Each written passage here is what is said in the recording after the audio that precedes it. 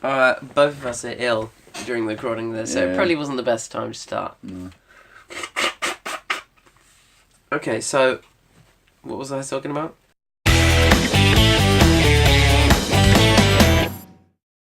Yeah, we're Nutbunnin. This is, I guess, the podcast, and we're going to be talking about a couple of things today, aren't we? We're going to do a series of podcasts. Just happens that this one we chose to do about music, and good conversation starter. Yeah, we've got a kind of bit of homework that we've both done to prepare for this. Because me and Ben listen to some of the same music, but not all, we thought... What percentage would you say the overlap is? It's about like a 60-70%. Yeah. It's quite close. Yeah, it's quite close, but we thought we could give each other albums to listen to that the other one hasn't heard before. So, who's going to start? Well, I reckon we should do that a little later on, and we should start with our Spotify most recently listens to, so we could get an introduction to the music that we listen to and... sort of branch it out from there. Alright. But first of all, I want to talk about what you did to my hair today. Well, Ben decided that he wanted a haircut. Well, we were talking about it. It was a mutual thing. But Ben's obviously got issues with his hair. He's got naturally curly hair. Well, I just felt it was a bit long and it needed a bit of a change. And so we decided to give Ben a little buzz cut. Yeah. Photos will not be attached to this podcast. Although I'm happy with it. I'm not ashamed. It looks good. I'm kind of accustomed to it now. I think Ben is as well. His mum said that it's the shortest it's ever been in his life. I was born with more hair than I've got on my head right now. Yeah. You said quite a funny thing when we were starting it off, because obviously we had to cut it first to get it to a short enough length. What did you describe it as? I said I looked like a victim. I wasn't quite sure of what, but a victim of something. Yeah, and now I just kind of look a bit like a skinhead. I'm happy with that. Yeah, Ben's happy with that. I'm happy with that. Which moves us on to Spotify. Lists. Who you want to go first? Do you want to go first, Ben? I'll get yours up. Alright, get my list up. Yep. Right, number 1 most listened to band is The Offspring. Right, good stuff. It's been like that for a couple of years, probably. Yeah, it was very briefly dethroned by number 2, but it has been like that for a very, very long time. Right. What was number 2? It's still number 2, I believe. No, second is Extra Madurai. Yeah. If you haven't heard of them, they're a great hard rock band. Well, I'd say every one of their albums is just... Yeah, everything's got a good thing on it. A good thing. It's got some classic Have you listened to their, is it La Inata? Well, no, I haven't. They've got this album that Ben says is like a classical... Well, it's like one big symphony, but it's like an Extremadura. It's like you're listening to like one song, but it lasts it's an acid trip of their song. It's really kind of cool. So, if you haven't heard of them, I'd say just start from the bottom. Start from their first album. Up to the top. Or do you think start with Yominoria? Yeah, maybe that's the most accessible. Right. Well, I guess they can have a go. Have a look on Spotify or YouTube or whatever, see what comes up first. Just give it a listen, see if you... Yeah, you might find it hard to adjust to the singer's voice, because that's why when I first started listening to Extremadura, I was like, guy sounds a bit like a suffering goat. Yeah, so, but it... I thought it was the heaviest thing I'd ever heard when I first listened to it. Alright. Third is Nirvana. Right, yeah. Great band. Don't really need to say much more about that. Totally been listening to way more of them recently, because I've never done it where I've just sat down with headphones and listened to them. They've got such a full sound, but we don't need to go into this really. Everyone knows. Everyone knows. Yeah. Everyone knows them, and everyone knows they're great. Wow, great. Fourth is Motorhead. Yeah. Great stuff. Consistently good throughout. They get a bit fantasy in their later songs. Yeah, well, in my opinion, I'm not too keen on their late stuff. I kind of like the... Well, the early stuff's definitely... Yeah, definitely their most defining. Yeah. Did you hear their newest album? Before Lemmy died. It's quite good. Oh, is that like Double X or something? I think it's called Bad Magic. Ah, yeah. No, I haven't. It's nice, I like it. Okay. Right. Fourth, The Tribe Called Quest. Well, you told me to listen to them. Yeah. So we share music quite a lot, and you told me to listen to them recently. And they're chill to just kind of walk around in, or I like writing to them. Yeah. Because, I don't know, it's more about the beats than it is about the... It's not distracting, basically. I kind of like to listen to their lyrics as well. I think they got great lyrics. Oh no, the lyrics are great, but I mean, it's not like, you know. Yeah, that's it's not aggressive. Yeah. 6th is Tracy Chapman. Classic. Great. Classic. Artist. Yeah. Now the 6th. What's the 7th now? 7th.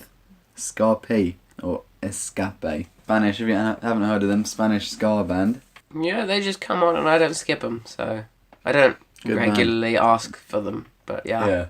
I've been well, maybe it's just because I got loads of their stuff in my playlists, but yeah, I've been finding that their songs come up loads. Yeah, I'm just like, yeah, this is sick. Yeah. Next, Rainbow. Classic band. Their Stargazer album is some of their stuff's like more headbanging stuff, and then some of their stuff's like their chill songs are really chill. Yeah.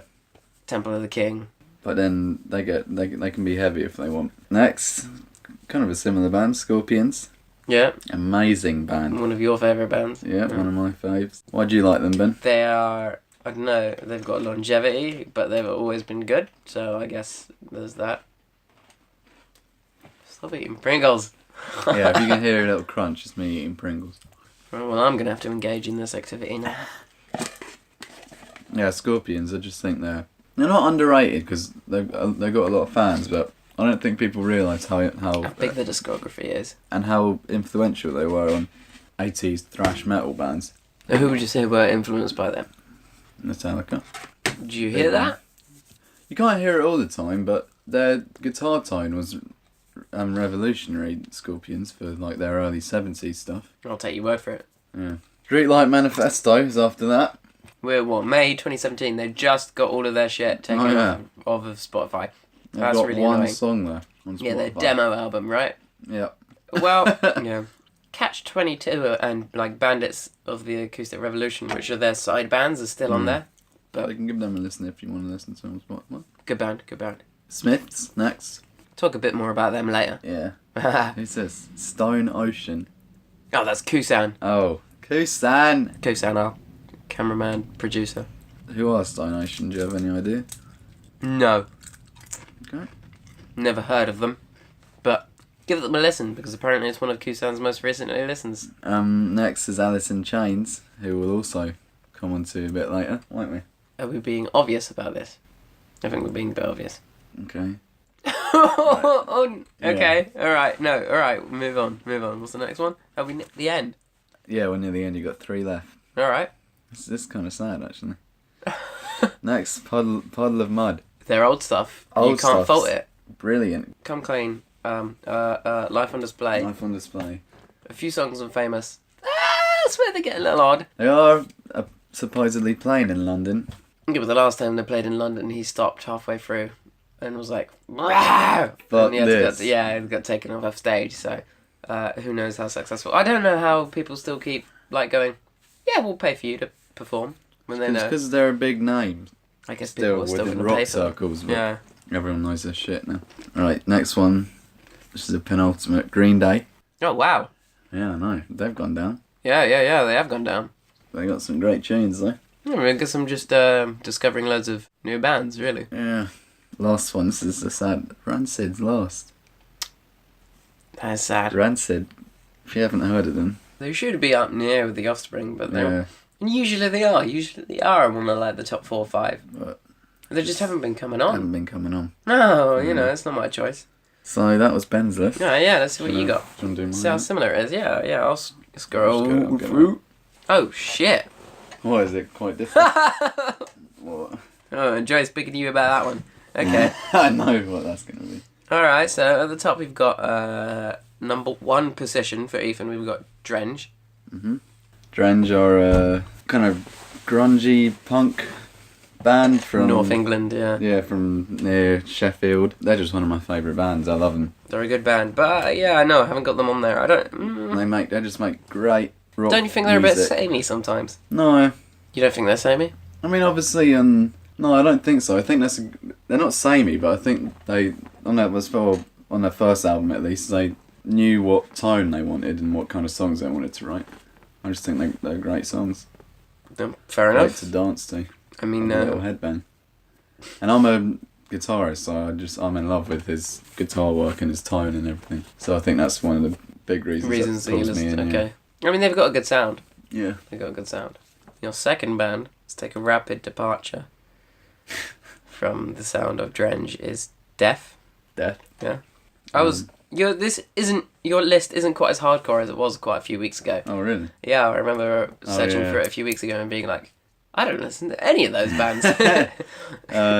If you like heavy metal, but you want something a bit not heavier, just a bit less poppy. Poppy, yeah, that sounds about right. Have a listen to Death, because they're just some of the best musicians. Well, Chuck Schillinger is, at least, he's just one of the best songwriters I've come across in recent times. He just writes these incredible licks, guitar rhythms and stuff, and the songs are great as well. If you look at them, they don't even look like death metal guys. No, they don't. They just look like chill dudes. Yeah, that's the thing. I think now that people are taking death metal, they're like, all right, now we have to write songs double about bass all the time, earthquakes destroying entire cities and have they've ridiculous marks. It's lost the art. Yeah, these guys are just guys, really. Artistry. Especially the old album covers from like metal in the 80s and hard rock and that sort of, those like hand-drawn albums. Yeah, hand-drawn stuff, and the ones that they actually put effort into. Yeah, I totally agree. And now it's just like people with their heads off and stuff. Yeah. Alright, yeah. Next one, in the same position as mine, is Nirvana, also number 3. My favourite band, probably. Nirvana. Why aren't they number 1? Can't always be my favourite band, can they, man? Haha.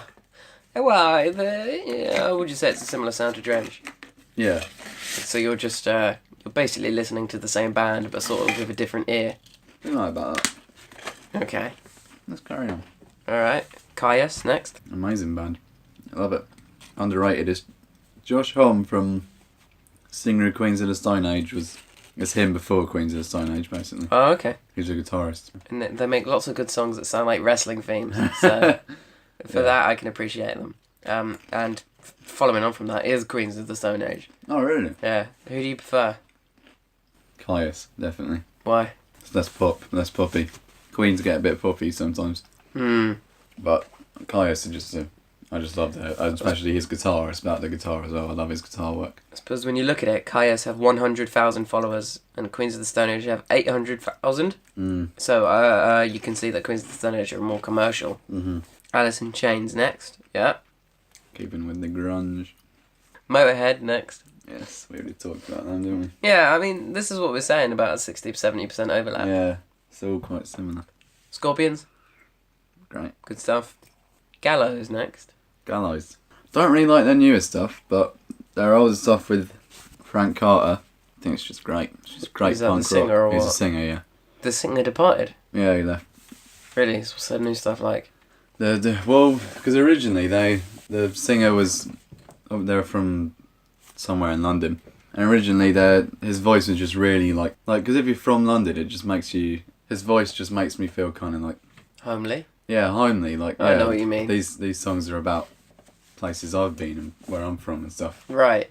I'm not a big Gallows fan, mostly because of the singer. The singer. But fair enough. I suppose maybe we'll talk about that for another time.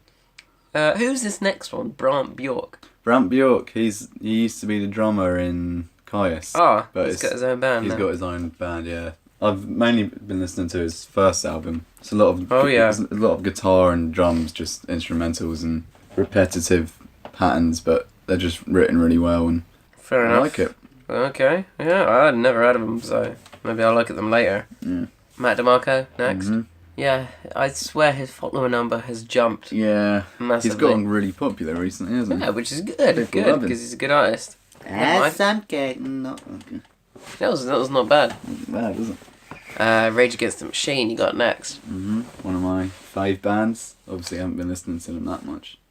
I always like them, but I kind of get in and out listening to them. Why? It's hard to overdose on. It's easy to overdose on Rage. Samey? You just There's one album basically, and like a couple of songs from the other album. No, I think I love all their songs. Seriously? Yeah, it's easy to get angry when you listen to them. The lyrics? Yeah, the lyrics mainly. They're one of my favourite bands, and I love Tom Morello, the guitarist. You love Tom Morello? He's great. He's my favourite guitarist ever. Really? Yeah. Well, okay, okay. Favourite guitarist ever, fair enough. Green Day next, yeah. Green Day. I mean, that's about the same position as mine. Good stuff. What do you listen to from them now? Old stuff. Dookie, bit of Insomniac, ever so often. And then I like Nimrod as well. Yeah. I'd say that's their last good album. I don't listen to these guys. I think Josh got you into them, King Cruel. King Cruel, yeah, it's not a band, it's just one well, he has got a band, but it's mainly just one guy. Yeah, it's a photo of like some ginger dude. Right, it's kind of jazzy, punky guitar music, really. But it's really good if you're... I don't know how to describe it, really. It's just really great music, and it's not really chill, because a lot of the time he's shouting. I'd say about King Cruel, the vocals and the message behind it is really punk influenced, but the music's jazzy. Tribe Called Quest next. Tribe Called Quest, nice. And then, lastly, you were listening to them last night. I saw it. Blink 182. Okay. Well, yeah, why... What? What's going on here? I've been getting into them a little bit lately. What? The new stuff, or what? No, they're old stuff. I like some of his guitar stuff. The songs, they aren't badly written. I found them a bit, like, cringy, really. Yeah, they are cringy sometimes, but tell you what, they're more punk than you might think. Seriously? Yeah. Their live gigs are always just fucking trash, because they just like smash up their instruments before and stuff and Well, you're gonna have to play their songs wrong. show me that shit. Because, I mean, I've always thought that Sum 41 were the better of, like, the two big pop punk guys of the early 2000s. Well, I don't really like pop punk as a genre, but if I'm going to choose, I'd say Blink 182 were better. But. Well, it's also... Okay, well, maybe we'll come back to this, and one day we'll assign each other homework, and I'll assign you Sum 40, and you assign me. Alright, what's next? That's it. Those are all the bands.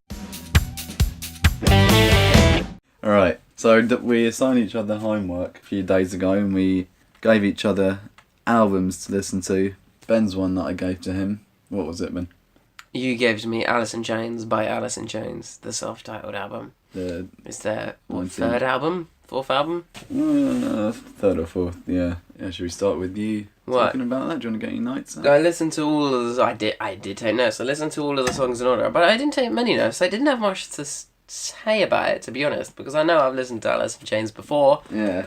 I've written down that it feels heavier than their previous albums. Yeah, it definitely is. There's a more bassy tone to it. I feel like they've got a lot of like effects on it and stuff. On what? On the guitars? Yeah, stuff like that. It feels like electric-y and synthy and stuff. I don't really know. Synthy? It's not synths, but like... It's definitely heavier. It's less heavier. raw.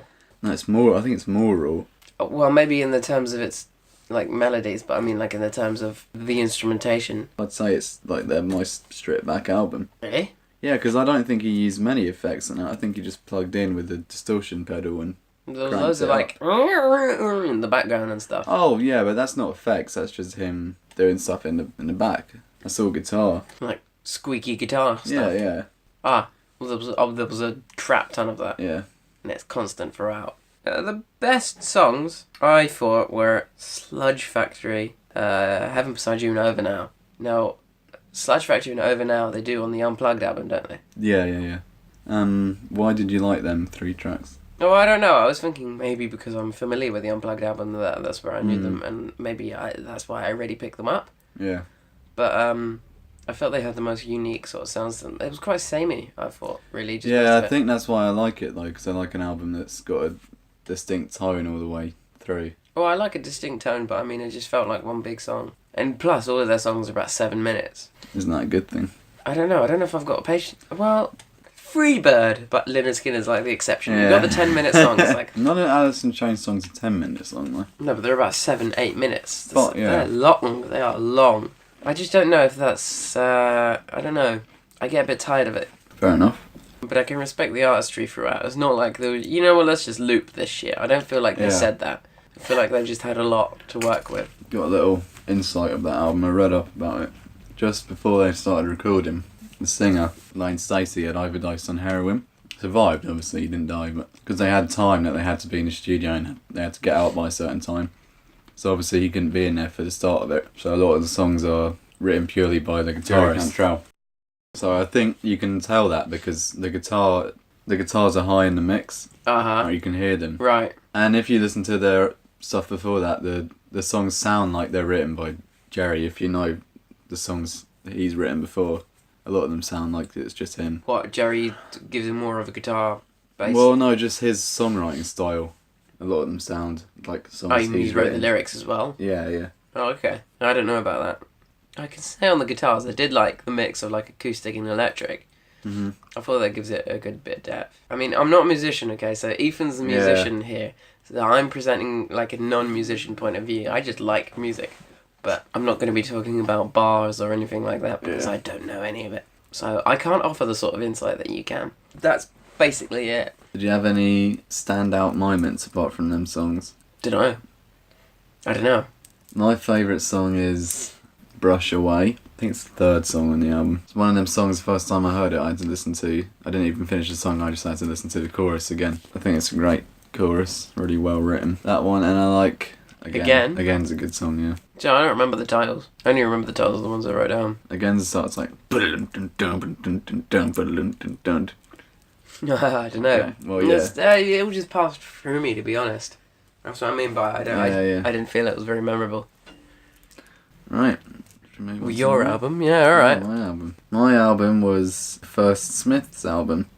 I think it's just called The Smiths, yeah. Yeah, The Smiths. So, first song. Reel Around the Fountain. Reel Around the Fountain. I thought the drums were really good in that song. I didn't really like it as a song, to be honest. It wasn't really my kind of thing. Bleak? No, it's just a bit simple, really. I don't know. Well, that's their sound, isn't it? It's very stripped down. Very simple. The lyrics were good. That's kind of the same for the whole album, though, I think. Yeah. He writes really good lyrics. Well, that's why I read yesterday that in a study, apparently they've got the biggest vocabulary of any band that came from Manchester in their first 3 albums. That's a really weird thing to a study to be based upon. And I was reading as well about the stripped back nature of it. It was like a reaction to like the new romantics and stuff like that. Oh, really? Where Morrissey was just like, screw all that shit, let's just get down to the essence of it. Did you feel that in the songs? Yeah, you can definitely feel that. I didn't really like it, though. As a whole album? Yeah, as just the tone of the album and the sonics of it. I got kind of bored. Sonics, was that me? Like how it sounds, like the sonics, how the instruments sound and stuff. Yeah, I found myself getting bored at like 45 seconds in each song. Oh, no. I was just kind of like waiting for the chorus. Well, some of them, Really Around the Fountains, I've got to say, is not one of the stronger songs on the album, and I don't know why it starts it off. Yeah, it wasn't a very good album starter. But let's carry on with the rest of the songs. Yeah. Second one, You've Got Everything Now. Starts off really funky, and I was kind of surprised by it. Didn't like the lyrics. The lyrics were just kind of self-centered, really, but then that's kind of like... That's Morrissey. That's Morrissey, Morrissey. He gets even worse in later albums, which I don't really like. They were kind of ignorant about subjects. Yeah, he talked about stuff, and I was like, I'm not sure you really know about that. Like what? Mate. I don't remember. I just remember putting that down. Okay, Miserable Lie, third song. I've written best one so far. This was really punky, this one. Oh jeez, can you play a bit of it? You want to play a bit of it? Alright. It gets really fast. Yeah, this is sick. This is a great song. Alright. How much I love your delicate way. I found myself singing that a lot. That's one of the best bits in the album. You didn't... It was the best song so far for the album. Yeah. But I just thought it was really misshapen.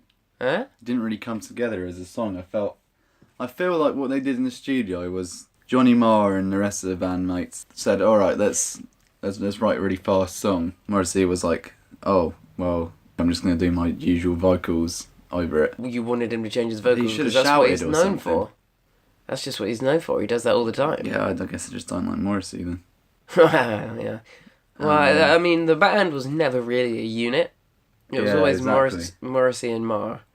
But Morrissey kind of acting in his own part. Yeah, I feel like for this album they had a lot of influences for it. And you can tell like what those influences are, but I feel like they're not merged properly. Like just sounds, just from genres and stuff. I feel like they haven't merged them successfully to make their own sound. I I feel like they were kind of copying people. See, that's interesting, because when I was reading it, the reason they got signed up and made this album is because the guy who signed them up said that he couldn't tell where the influences were from. Really? And he said, yeah. I thought they were just kind of like funk and a bit of singer-songwriter stuff. But, really. I mean, like, in the context of the time, no one was making music like this. It was all synth pop and that sort of crap. Yeah, I guess in that sense then, but you can definitely tell the influences, and I don't think this album reflects their eventual sound, because I've listened to their latest stuff. Oh, is every album different? No, every album sounds like that one, I think. Oh, right. Don't you think? Fair enough. I don't know, I think they get better. I don't know, that's still the best album. I mean, they just rehash. All their other stuff's just rehash. Fair enough. And they get even drearier and even more political. Yeah, maybe I'll have to listen to the late stuff a bit more. Pretty Girls Make Graves is Sick the next song. I love that song. This is really, really funky, this one. Vocals are really good. The lyrics are great. The lyrics were great. I was written down bass line though. I thought the bass was really good on that one. In that sense, that's probably the best song so far. Still didn't really like it as a song though. I guess I just don't like. You wouldn't continue listening to it. No, I guess I just don't like. I just don't like the Smiths. Out of the songs we've covered so far, you wouldn't take them away and listen to them. No. Hand That Rocks the Cradle, next one. That's a good song. That was the first single they ever worked on. That was the first song. It's really good, this one. This was when I started to kind of be like, yeah, all the songs are sounding a bit the same. They are samey, but I think they're distinguished by the lyrics. Yeah. Especially his guitar licks, they're always just like... There's always like... His guitar just kind of sounds the same apart from the next song that comes along, which is This Charming Man. Yeah, well. Tune. Yeah. Can't really say much more about that. Yeah. Yes. But that encapsulates the tone of the album. You don't think the other songs are like it? No, the other songs are just kind of crap compared to that. Why? They're just not as well written. I feel like they just chuck them in. Or the other songs. They're just not as good. It's funny because not very good. The other ones all came I first. just don't like their sound as a whole. But I like This Charming Man because it sounds different. Do you like it just because it's your dad's ringtone and it got yeah, like, maybe that's why. drilled into you? But I like playing it on guitar, so. Next one, Still Ill. It's a really, really good song. That's probably that's my standout moment of the album. That This Charming Man, then Still Ill after it. I think they just work really well together. Yeah.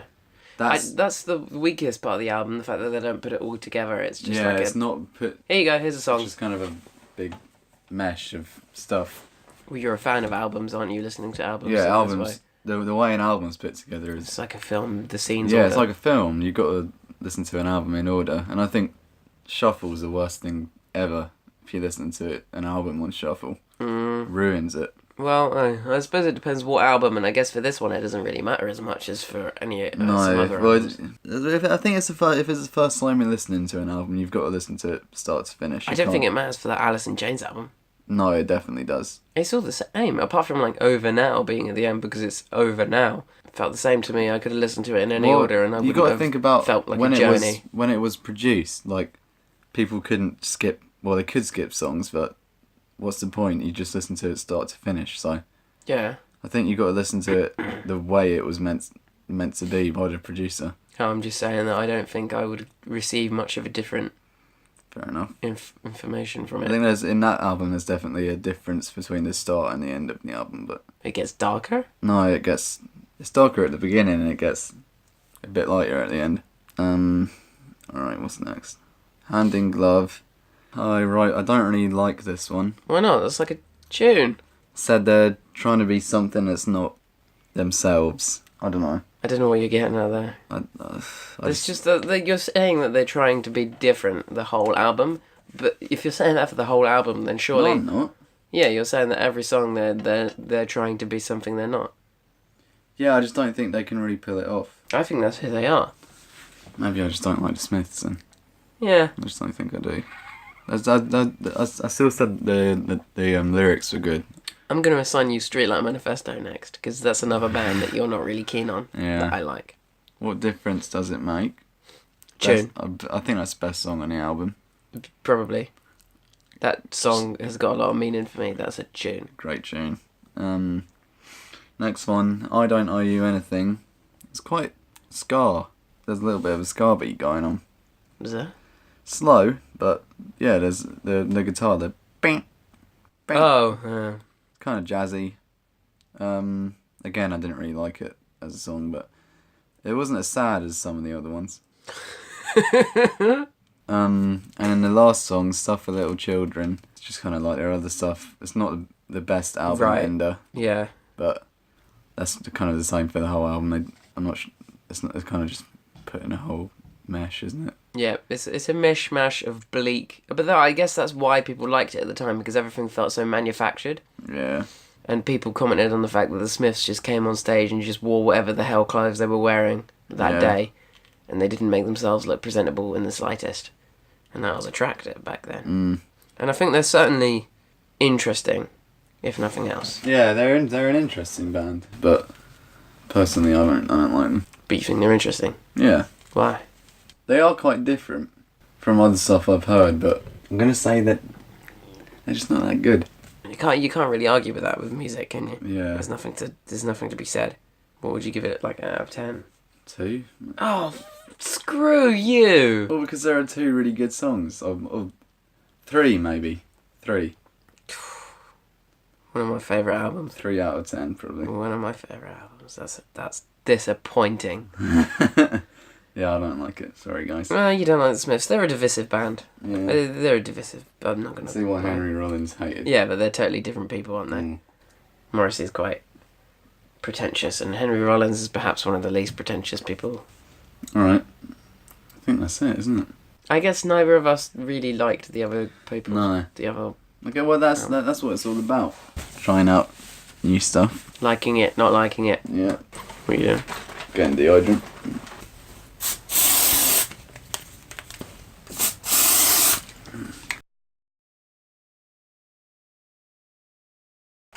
Oh, that orange is not very good.